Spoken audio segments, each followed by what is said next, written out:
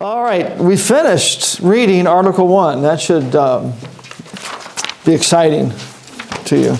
Or you're thinking, man, that's I can't retake those naps. That's what Megan's thinking. They're so good. And then we started talking about some miscellaneous things about Congress, some other things that I think we should talk about that don't, at least as I've got organized, come directly out of the reading. Talked about some reasons for the bicameral legislature, talked about the terms and sessions, talked about districts, and I think we got done with that. We have at least the first thing in that list, the 1842 law, that is actually legitimate. That's following the Constitution. They actually have the authority to do that. But the Supreme Court decision about one man, one vote, and the districts being equal in population, the Supreme Court does not have that authority. It's just a gross overreach. On to be all kinds of things when I become dictator, or even just governor of a state, just to go ahead and say, you know what, we're going to divide them up based upon geographical size, regardless of population, and just watch the liberals squawk and scream and cry. And we'd probably lose in the courts, but it'd be fun anyway to watch the, if you've ever, maybe I'm just weird, seen bees flying into a hole in the ground or something, and you thought, man, where's a rock? It'd be fun just to stir them up and watch the fury. That's kind of, it would be fun to watch the liberals get all in a tizzy over that. All right, but anyway, those are not constitutional. The Supreme Court does not have that authority, but if you listen to liberals and even conservatives, Republicans today, it's the law of the land. It is not the law of the land. It's the opinion of liberals on the Supreme Court, and that's all that we have there. All right, then we talk about lobbyists. Anybody tell me what a lobbyist is? A special interest group, I think is what you call it, that they're there and they represent a group of people. Okay, yeah. Just somebody or sometimes a group of people that represent some special interest group. Basically every significant manufacturing industry in America has some sort of lobbying group that goes to Congress, the automobiles, the airlines, everybody. They have people that go there. And they're always painted as evil. That's not necessarily true. Any more than all cars are evil or all bank tellers are evil. There are some bad ones that are very underhanded and are trying to buy off politicians. But they're there representing their interests. I think I mentioned Eric Miller briefly. He's a lobbyist in Indianapolis at the state legislature. Okay, he represents us. Hopefully that's not evil. Maybe it is for you, but I don't think it is for me. But anyway, he's not evil necessarily. He's there looking out for churches. So it's not evil in and of itself. So lots of people complain about the money in politics. There's money in politics. I get really irritated sometimes at people that say, I wish these politicians didn't have to raise money. And I always fall back to, if we have somebody who can't successfully raise money, do we really want them to be president? I don't know if we want that. But the big problem with our current government, especially the national, the big problem, one of the major problems, is the government is doing too much. Right? If we didn't have the government regulating the car industry unconstitutionally, there'd be no reason for the car manufacturers to send representatives to D.C. to look out for their interest. All right, so I heard, I think I used misquoted, I forget who it was. The problem is there's too much government for sale. That's the problem. The lobbyists aren't the problem necessarily. It's that our government is doing too much. If I had the authority to regulate dorm life or something, then you girls would have some real interest in making me cookies and coming up to my house and cleaning and just things like that, just to be nice to me, so that I would like you, so that I would make the rules nice, right? And that's what happens in D.C. Those people there have so much ability to mess with all these industries, that those industries have a real interest in trying to keep them happy. So lobbyists, not necessarily good or bad, but they can definitely be bad. All right, the last thing here in this miscellaneous section is committees. And we've hit upon this before, in the legislative process. But just a little bit of a discussion here. A committee is just a group of congressmen. A committee in general can just be a group of people. You could form Fairhaven Student Civil Rights Committee or something, and a group of you students get together to point out age-based discrimination. Because nobody over 25 has to punch out in the dorm. You could all the rules where only kids have to follow these, not adults. So it would just be a committee. All right. So we have these groups of Congress, members of Congress, to get together and form these committees. And there's all kinds of different types. Let me just go down through some of the different types of them. The first is a standing committee. Anybody have an idea what they mean by a standing committee?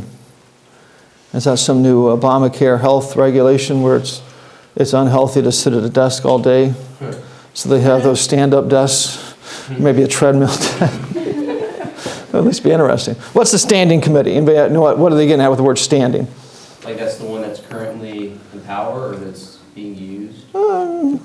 Close, sort of, maybe. Would be like a permanent committee? Yeah, it's more of a permanent committee. If you're familiar with rivers, you might have heard the phrase a standing wave. If you've ever seen some rapids in a river, there's a spot where there's always a wave. It's referred to as a standing wave. It's always in that spot. So these are committees that are always there, is the kind of the thought behind them. These are the committees used in the legislative process. When we talked about the bill being proposed and sent to a committee, it's one of these standing committees. They're there, pre-existing. When the new Congress meets a year from this January, they'll fill up all these committees and people get their committee assignments. And they're filling up these standing committees. So. There are different sizes in the different sides of Congress. The House standing committees typically have more members than the Senate standing committees, which I think should make sense since one side has 435 members and the other has 100. So there's some differences like that. The numbers of people on them usually is split along party lines. Whatever the makeup of the House of Representatives is, they usually mirror that in the committees. All right, so there's that type of thing. That is all just... it's just the way they do it. There's nothing that says Paul Ryan would have to continue that. That'd be fun. I'm not holding my breath. So, standing committee. All right, a couple other things here with that. Congressmen often are on more than one committee. They'll be on 2 or 3 of them. Really, the committees that they're on is one of the big things that gives them leverage and authority, other than becoming Speaker of the House like Paul Ryan. But getting on these committees, becoming the chairman of the committee, gives you a lot of authority. You decide when the thing comes up for votes. You can delay it. You can encourage it to go along.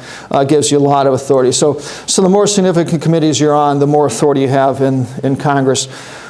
One of the dirty, underhanded things that Boehner did, of the many, was it was probably a year and a half ago. The conservatives in the House did something he didn't like, so he started either demoting them in the committees or bumping them off the more significant committees, trying to weed out the conservative influence in Congress, make them less significant. So, all right, let me give you a couple of examples of these types of standing committees, just so you can kind of get an idea of how they're split up. I'm not going to ask you to list the 25 standing committees of the House, or ever how many it is. If you really want to know, Google it and you'll find it. All right, for the House, there's an Appropriations Committee. That doesn't deal with what's appropriate or not appropriate. It deals with money appropriations. That's actually a very, very important one. I took some kids' page into Indianapolis once, and so I was just there at the State House. Killing time sounds bad, but I had a whole afternoon just I was wandering the State House looking at things. And there was some committee hearings, so I walked into one, just wanted to see the thing operate. And it was the Appropriations Committee. I just had no idea. So I'm sitting there, and just people flocked to this committee, and it was all kinds of people from different parts of state government coming to tell the committee why their particular entity in state government needed more money. Nobody needed less. Everybody needed more money, right? Because this is the committee that's actually going to put together the bill with the numbers in it of how much each agency gets. It still goes to the full House and all of that type of thing, but this is the one doing the nuts and bolts of it. So appropriations, very important one. There's a budget committee that deals with the budget. Obviously, those two would be related. There's an Energy and Natural Resources Committee. They might have shifted these names a little bit. I did not check this morning to make sure these are the current ones, but there's these type of ones typically. Veterans Affairs Committee.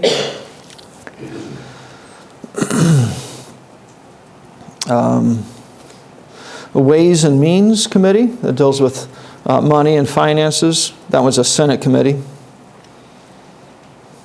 Science and Technology Committee. Agriculture. So they're split up mostly on topics like that, and when a bill comes up, if it's about education or something, it would get steered to the committee that deals with it. And that's where in the House, the Speaker would decide which committee it goes to, right? And usually there's a couple that it could fit into. Okay, so standing committees, those are the ones that we think about in the legislative process.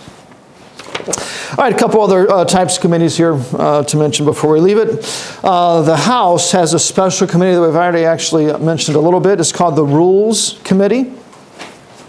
Does anybody remember the job of the Rules Committee? Something more detailed than it makes rules. That's anybody else? Rules Committee. Oh, you look like you're thinking, I want to answer, but I'm afraid. I was going to maybe push you over the edge. Hopefully not literally over the edge, but. What's that? No, it's not a party position. The party whip or the... No, this is a committee in just the House. It deals with legislation. Oh, you keep putting your hand up. Say that. See there, you did want to answer. You would have looked stupid, so. Okay, so I guess, is this the committee where they make sure that everything happens right? No. No, you're probably thinking of the House parliamentarian. Okay. All right, that's not a committee, that's just a person. Yeah. So, but it is kind of connected. Is it the committee that determines, like with the filibuster and stuff like that, you know, what the rules are for proceeding and everything? Yes, the Senate doesn't have this, the House does, and every time there's when a bill comes up for debate before the full House, the Rules Committee will establish the rules for that particular bill. We're going to let, everybody speak for half an hour, or 10 people from each side speak for 10 minutes, or, it varies from bill to bill. So the Senate doesn't have that because they have the filibuster rule there that's just kind of a standard procedure. So the Rules Committee in the House is a significant one. All right, another type of committee is called a joint committee.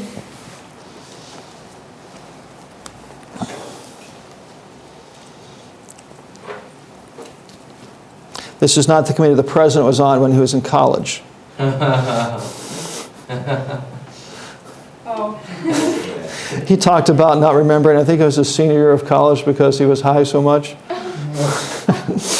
So anyway, not that. Joint committee. In one of his books, he talked about not remembering. Just got that. Sorry, Devontae. A joint committee, this is a committee that is made up of members of both houses. Members from the House, members of the Senate.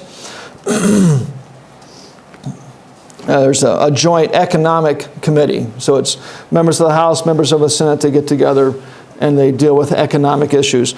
Not necessarily legislation, but they could. They could be, they could get together and talk about a bill that needs passed and then go back to their respective houses to push it. But anyway, joint committees, members of both houses.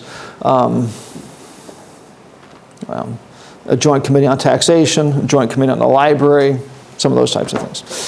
All right, another type of committee is a special committee.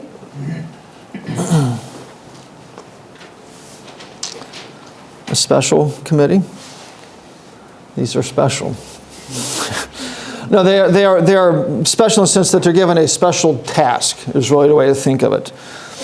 A special task. They're not part of the legislative process. Here's actually a quote from the Senate website. So this is a government-approved statement, so it's probably false. While special committees have no legislative authority, they can study issues, conduct oversight of programs, and investigate reports of fraud and abuse. Right, so a select committee. They could, a select committee could be formed to study the IRS abuse of conservative organizations. Or a select committee could be formed to study the effects of Obamacare and whether or not it's saving money or hurting money if more people have coverage or less people have coverage. So a select committee given some special tasks like that. So I'm sorry, special committee. Select committee is next. the committee that's investigating Hillary's emails, is that a special committee, the congressional? I don't think so. I think that was, I know it's congressional that they it's a House committee.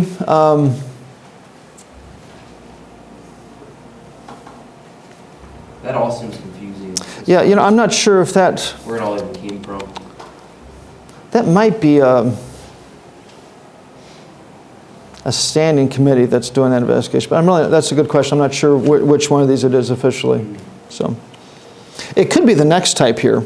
A special committee is given a special job. A select committee, I'm sorry, the special committees tend to be much more long going. There'll be a special committee. There's one on aging that just is kind of always there studying aging. I don't know. People get old. But the select committee is one. They're also given a special job, but it's more of a temporary thing. Investigate this thing and then you disband. Probably one of the more well-known ones was the committee that investigated the Watergate scandal.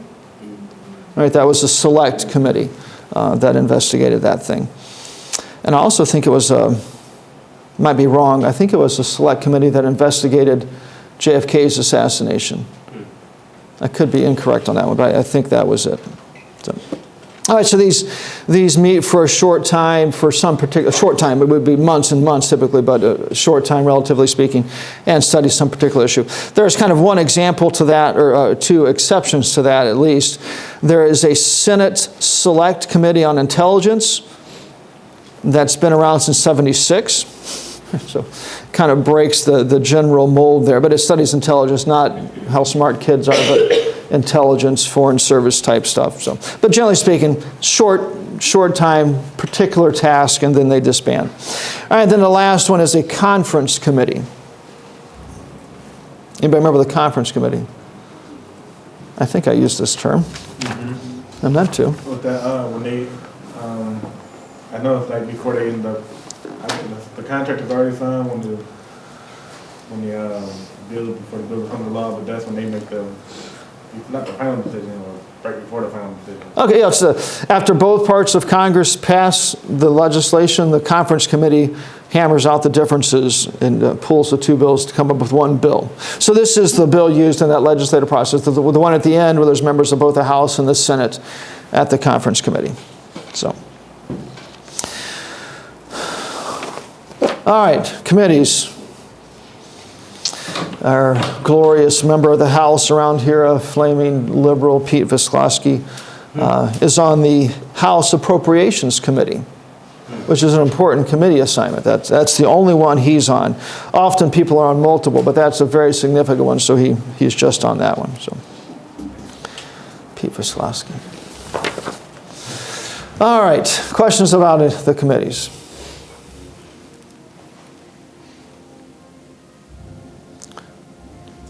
I've got to give Christina a chance to answer. She keeps thinking, wanting to. All right, how about, what does Article 2 deal with? Committees. What? Committees? No. I don't know. Article 2 of the Constitution. It's not the President or the Supreme Court. I'm sorry, it's not Congress or the Supreme Court. The judges? No. It's the President. Very good. Let's go there. Article 2. Oh, I don't think we'll finish this today. We won't finish this today, but at least get started. Article 2. They do get shorter, so don't panic thinking we're halfway through the semester and we've only got one of the 7 articles done. They do get shorter. It's not a 3.5-year program to get through the Constitution. So, Article 2. Let's start with Section 1, Paragraph 1. So we'll go back to at least for me, the notes being organized based upon the Constitution and the structure there. So, Section 1, Paragraph 1. There we have a very complicated statement. The executive power shall be vested in a President of the United States of America. So what's that saying? That it's not going to be a group or a committee, it's just going to be one person? Okay, that's actually that's a side note I was going to make. It is very clear here that there's one person in charge. If we read the whole statement, he shall hold his office during the term of 4 years, and together with the vice president chosen for the same be elected as follows. It's kind of an awkward wording, but part of that was to make it clear that there is one president. The executive authority is vested in a president of the United States. Why not have a committee or a group of 3 or 4 or, Then there'd be like, it would take too long. Whereas if you had one man, you can just make a decision. Okay, yeah, and there are times, especially if there's a crisis or an emergency, where we need a decision made. And it puts it here. Now, this does create a very powerful position, and that our founding fathers knew that. It gives the president a lot of power. But we need to be able to have one man who can make a final decision. We don't want a committee like Congress, where every congressman can go home and say, I hate Obamacare, I wish we could stop it, but it never gets overturned in Congress. Nobody claims responsibility. Like this current budget deal that was just signed. A bunch of Democrats supported it, so there's a whole bunch of Republicans who were able to vote no, even though they really liked the deal because it had enough Democrats to pass the deal. So they can go home and say, oh, that nasty budget deal that they loved, but they could show a vote against it. So it doesn't allow the president to dodge. He's in charge. Now, he does dodge. But Benghazi, the IRS scandals, whatever it is, he can say, oh, I didn't know, but he is the man in charge. All right, just goes right there. And they intentionally worded it that way so that he couldn't, partly so he couldn't hide, but also partly to allow him to make decisions in a time of crisis and not have to answer to a whole bunch of other people. So intentionally worded this way. I meant to start off by talking about the budget deal real quick, since we just talked about Congress. Did anybody follow the budget deal? They just signed it yesterday or something? Nobody? What is wrong with you people? Were you reading the Federalist Papers or something? So, John Boehner, who just stepped down before he left, made a 2-year budget deal with the president. We were hitting the debt limit was going to be hit next Tuesday or something like that, so that we would not be able to borrow any more money and the government would shut down and all this horrible stuff. That would be great, actually. When you talk about the government shutdown, it's about 1/3 of the government that stops functioning. The military keeps functioning. People get their Social Security checks. It's not this crisis that they make it out to be. I wish it was, but it's not. But what he did is he and the president made this budget agreement to where they're going to lift the debt limit, the amount that we allow ourselves to borrow indefinitely. It just, whatever it ends up being, they're not going to think about it again it's a year and a half. All right, so just unlimited spending.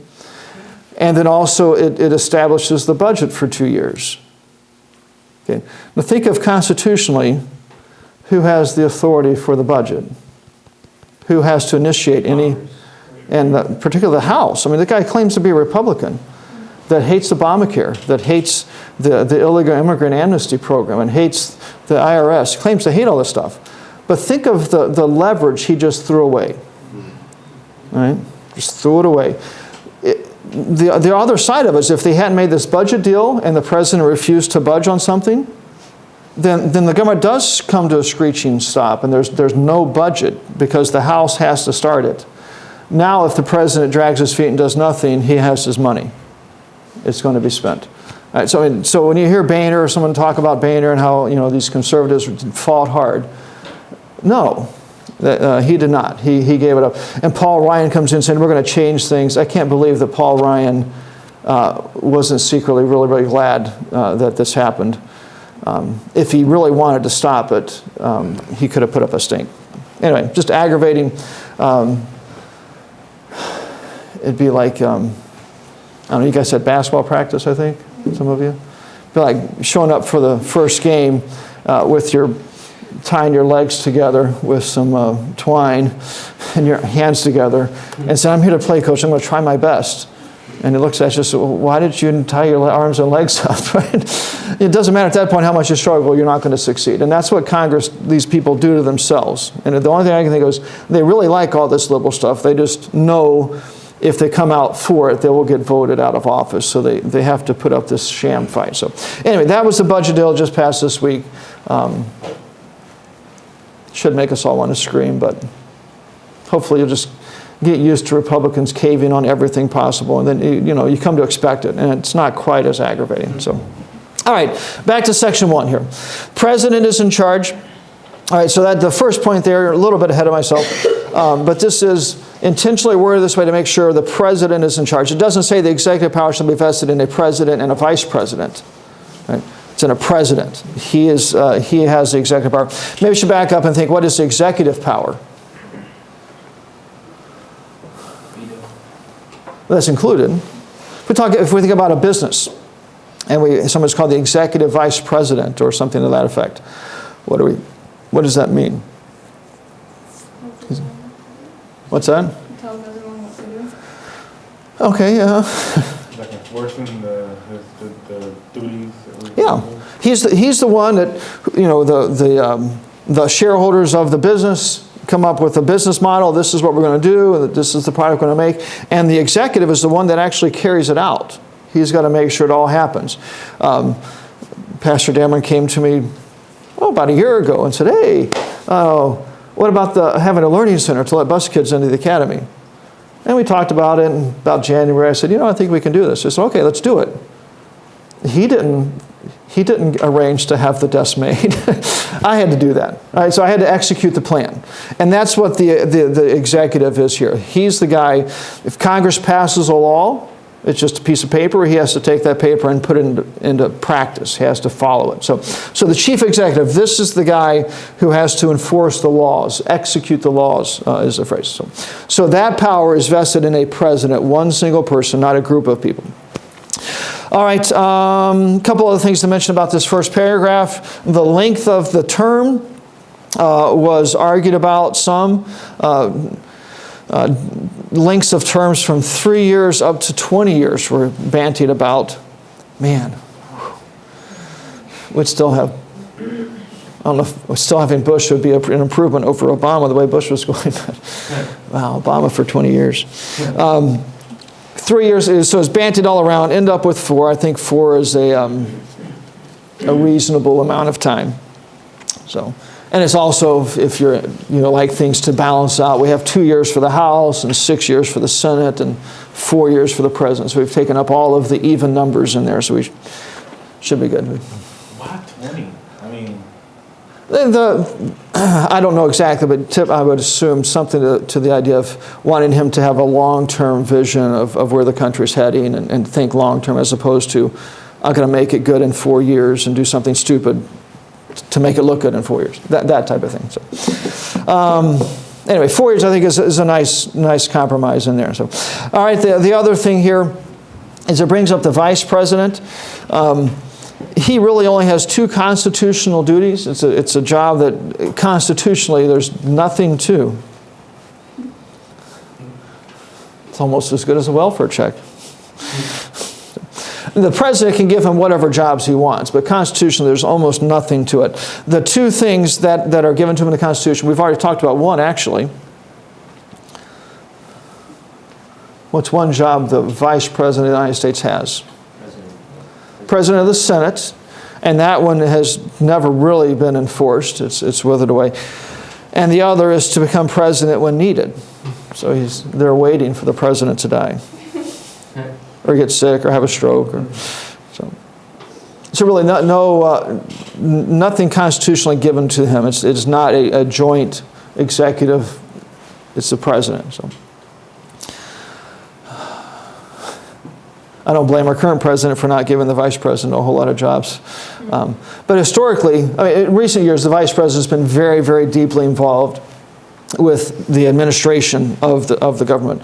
But historically, sometimes they had very, very little to do. One of my favorites is Calvin Coolidge. He's one of my favorite presidents, but he was vice president, and when the president died, he had gone home to visit his father and was helping him prune the apple trees. So he's there on this old farm that he grew up on when he hears the president died, and he's now the president. Guess I better put down the pruning tools. There's nothing that the president especially wanted him to do, so he had gone home. So anyway, so there's nothing constitutionally they has to do, just those two things. All right. Simple enough? All right, paragraph 2.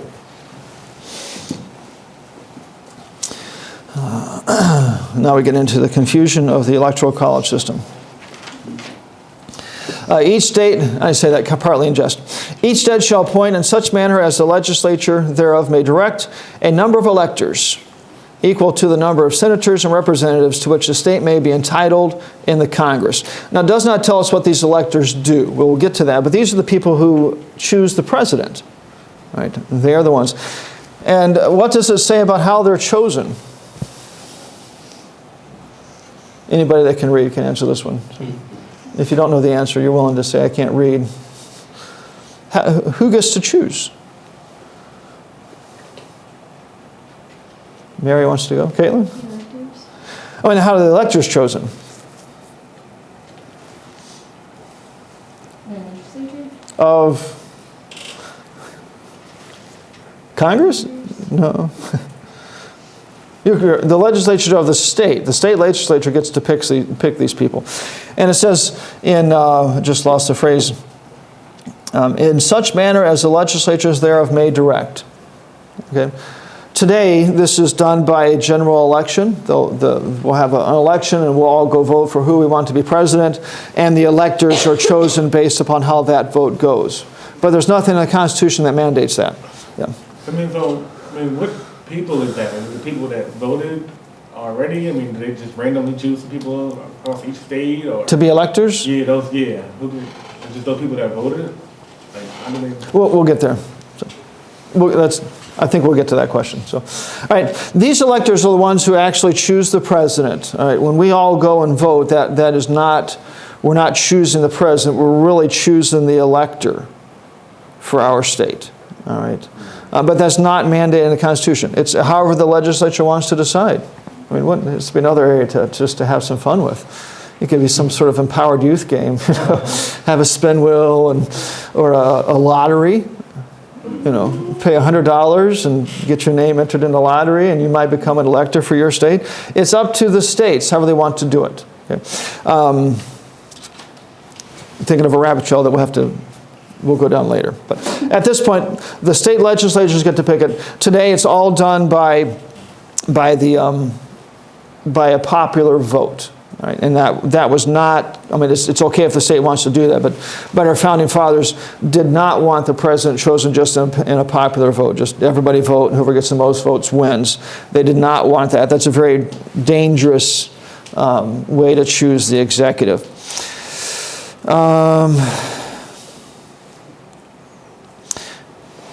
Mr. Renner. Yeah. Wasn't it Bush's first term that he was the first president to not get the popular vote, but he won the electoral vote? I don't know if it was the first, but he did not win the popular vote, but he won the electoral vote. Mm-hmm. Yeah. Which is fine. The liberals screamed about it, but... It'd be crazy if we had Al Gore as president. Can you see him on top of that pile with a bullhorn after 9/11? No. So anyway, these electors, we don't know what they do, but they're chosen in whatever way the state legislature wants to choose them. So let's finish the paragraph. But no senator or representative or person holding an office of trust or profit under the United States shall be appointed an elector. Okay, so nobody already holding an office can take this. So we can't take our U.S. senators and make them the electors. They've got to be somebody outside of that. And it's office of profit or trust under the United States. This would not, as far as I understand it, not include state officials. So you can have, the Secretary of State for Indiana be appointed as the elector, but nobody that holds an office in the national government. So trying to force it to be a separate group of people that makes this decision for president. So.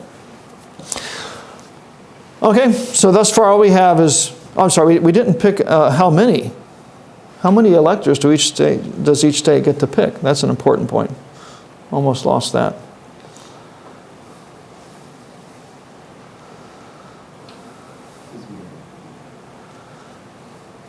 I'm thinking of our silent quarter. back there. We're tentatively listening. What? We're tentatively listening, so we can't really answer. Attentively listening. Oh, wow. That's a big word. Maybe David can put that one in his vocabulary list. All right. It says they're equal to the number of senators and representatives to which the state shall be entitled. So if a state has 9 members of the House, they would have 9 plus their 2 senators, have 11. If it's California and they've got 50 members of the House or whatever they have, plus their 2 electors. Or Texas has a whole bunch. All right, so whatever their congressional representation is, total members of the House plus their 2 senators, that's the number of electors that a state gets to choose. A lottery system would be so much fun. It would raise money. It would be for the children. All right, we'd use it all for education. That'd be fun. I would think I would get involved in that lottery. All right. The liberals would somehow find that a violation of the Constitution. In such manner as the legislature there may direct, it somehow wouldn't fit, but oh well. All right, now let's look at what these electors do. And here there's some confusing wording that gets fixed somewhat. It's kind of confusing to state. Hopefully we'll make it pretty clear. The electors shall meet in their respective states, that's not too hard, and vote by ballot for 2 persons, of whom one at least shall not be inhabitant of the same state with themselves. So we have the electors meeting. Let's pretend that these 2 rows are the electors for the state of Indiana. How do we get all these girls? Carly Fiorina, is she going to win? Hillary? You think Bernie Sanders is the most qualified woman in the race? All right, so they would all get together and it says vote by ballot for 2 persons. By ballot means actually writing it down. It's not just, I want this. There's a record. They're voting by ballot, writing it down, who they're voting for. And just for 2 people. The original word is they're just voting for 2 people that they think would be a good president. So you could put Cruz, Carson. Couldn't think of the black guy's name. Cruz and Carson. That'd be your 2 votes. You'd like one of those guys to be president. There's no selection at this point for vice president. You're just voting for 2 people. So we'd have, what do we got here, 9 people? We'd have a total of 18 votes cast. Does that make sense? All right, let's go on and see what happens. And they shall make a list of all the persons voted for and the number of votes for each. That's not too complicated. Here, let's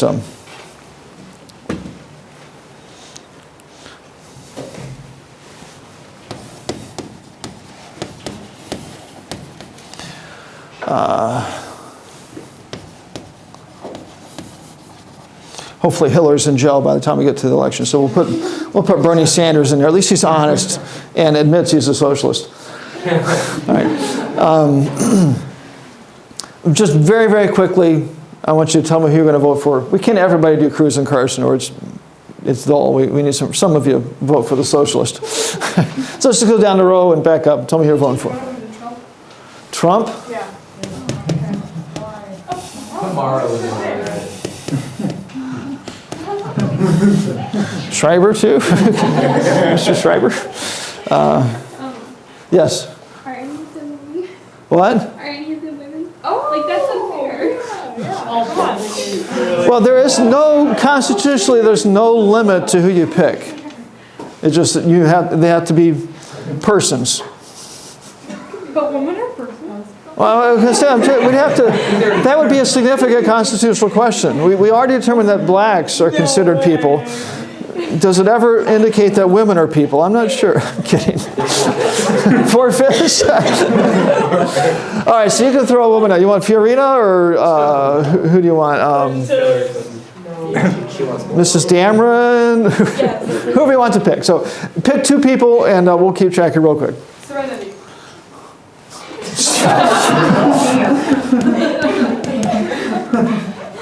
Almost what's your first name, but you accuse me of being biased because you'd be the only person with your first name up there. So we'll Van Rate. All right, so we need 2, Sarah. Oh, what? Oh,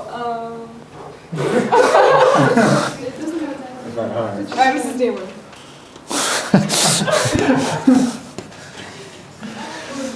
I think we made a mistake here, guys. So, all right, everybody vote. We'll start right here. Sanders. Sanders, and who else? Carson. Okay, good job. Myself. You sure qualified? Are you 35? I will be okay. Cruz? That's good enough for liberals. They let people vote in some cities if they plan on living there sometime.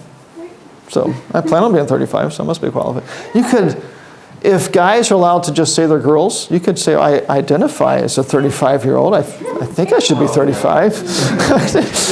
If gender is a state of mind, surely age can't be. Wow. Schreiber? No, I didn't. Carson. I'm doing the same, Trevor and Carson. Why?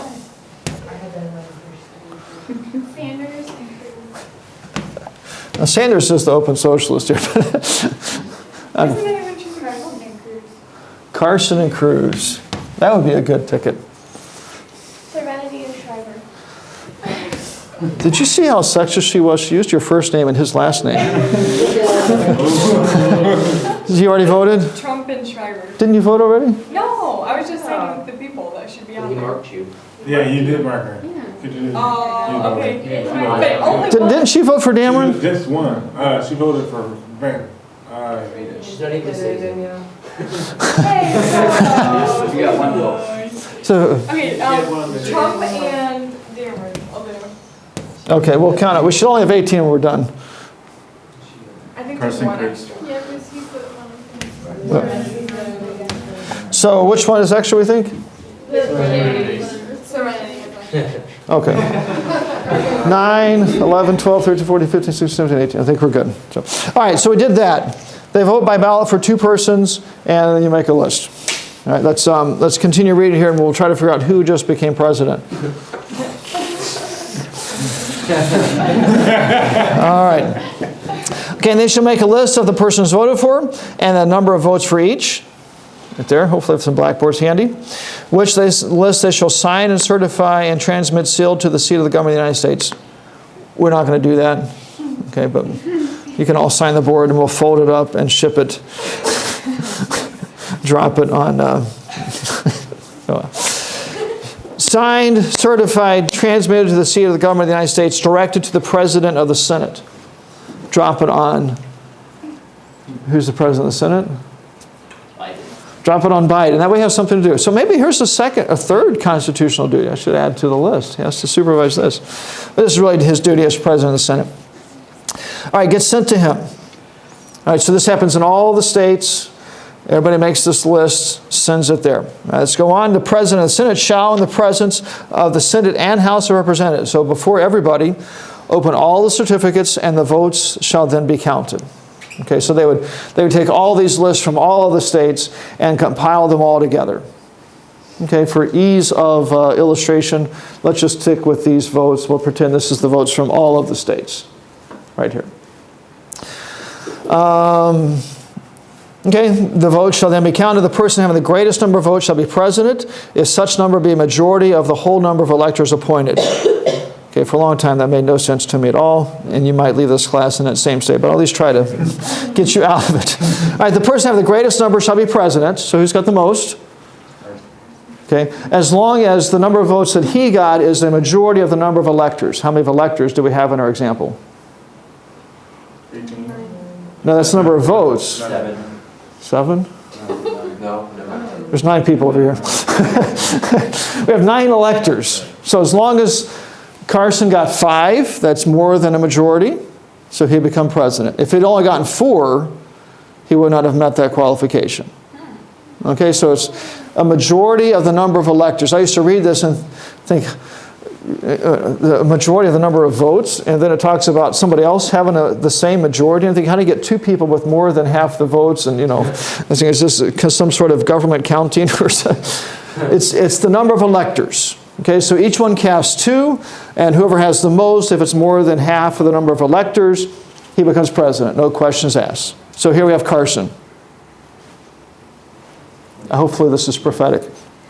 That'd be good. All right, let's go on. If such number be a majority of the whole number of electors appointed, and if there be more than 2 who have such majority and have equal number of votes, then the House of Representatives shall immediately choose by ballot one of them for president. Now this is the part that I used to really scratch my head on. How can 2 people have a majority? Right? But it's talking about the majority of number of electors. We've got time. If Trump hadn't got the vote and Cruz did, we'd have 2 people with 5. That's a majority of the number of electors. So we would have to, at that point, the House, which was this half of the room, wasn't it? Mm-hmm. You guys would, right on the spot, vote to see who became the president from those 2. Okay. Yeah. If you remember the Bush debacle and all of that, it never got to this point. All of the fights about the election and the court cases, that was coming out of the election that chose the electors. If that had not been settled by the time they got to Congress, it would have been the House that made the final cut, and he would have won anyway. So all this stuff about cheating, he would have won anyway. He won anyway. But if there's 2 that have more than a majority of the number of electors, then you choose from them right on the spot. Okay, so we get to choose between Cruz and Carson. So that's how they determine it to those last 2 people that's up against each other? No, that's something different. We'll get there. So this is the way it was intended to work. It doesn't work this way. It's intended to work this way. All right, so we have them immediately choose by ballot the House. Okay, it goes on. If no person have a majority, then from the 5 highest on the list, the said House shall in like manner choose the president. So if Charity had gotten one of Carson's votes, I'm sorry, Van Raden, would have gotten one of Carson's votes, then the House would choose from the top 5 right then, because nobody would have had a majority. Don't worry, this is all obsolete because it was changed with an amendment, but at least wanted you to see how the system was supposed to work originally. Okay, at that point we have a president. One of those systems, ways you're going to get a president, one way or the other out of that. So let's quickly look at the vice president. I'm sorry, there's a description here. But in choosing the president, the vote shall be taken by states, the representatives from each state having 1 vote. All right, so when the House went to vote, Virginia would get 1 vote, Indiana would get 1 vote. It's not each representative voting. A quorum of this purpose shall consist of a member or members from 2/3 of the states. Okay, we talked about a quorum before, just a majority, but in this case, 2/3 of the states represented, and a majority shall be necessary for the choice, so just more than half. So fleshing out the details of how they would vote to choose the president. All right, then the last little bit of the paragraph. In every case, whatever happens, after the choice of the president, the person having the greatest number of votes of electors shall be the vice president. All right, so Carson's out. He is the president.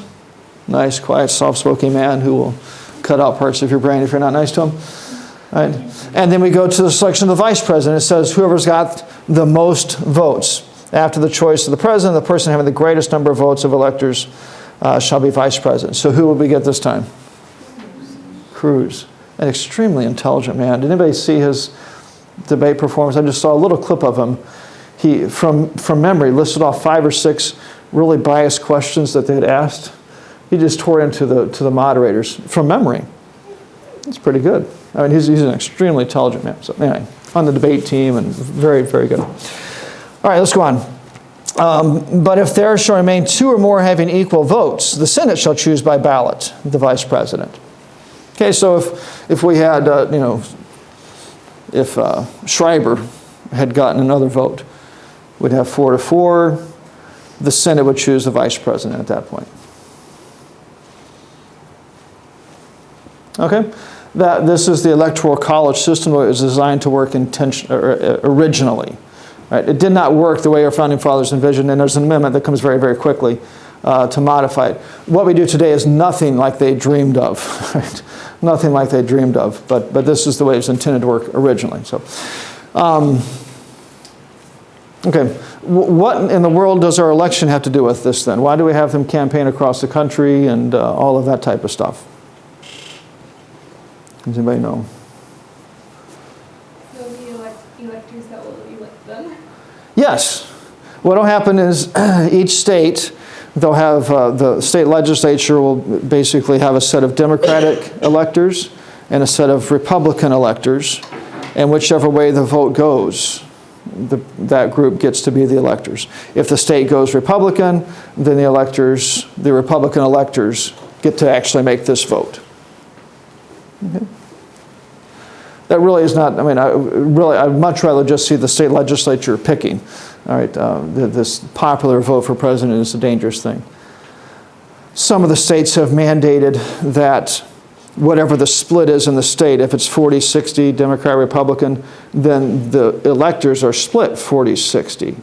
There's a few that are like that. Most of them, it's all one block. Whoever gets the majority, they get all of the electors. But a few have split it there.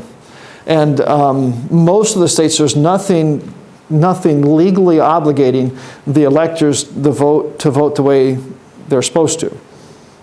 There's nothing to prevent the Republican electors from all voting for the Democratic candidate when they actually go to do this voting. There's nothing at all. The Republicans, I don't know of it happening to any significant amount ever, but there's nothing there to mandate it. Republicans would vote for the Democrat in the interest of bipartisanship or something. That they would. I could see them doing that. There's nothing in most states mandating that. There's a few that where they're required to vote that way, but most nothing like that. All right, electoral college system. You're going to ask about over, Megan. We will, next class period, look at the amendment that changes this. If yours denotes where there's amendments, the entire paragraph has been modified. And we'll look at the amendment briefly. It makes a few adjustments.